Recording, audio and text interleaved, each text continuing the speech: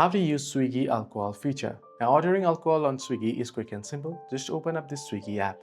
Once you open up Swiggy app, you want to set your location. Now make sure that particular feature for the alcohol is available in your region. So if you tap on your location there, you can select address, right? You can add a new address. So you need to make sure that particular option is available in your region.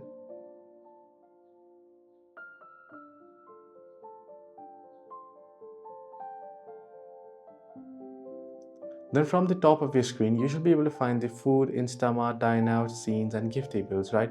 You should also be able to find the option that says wine or alcohol beverages. So you can also head into categories and look for it. If it is available, you should be able to find it under categories as well.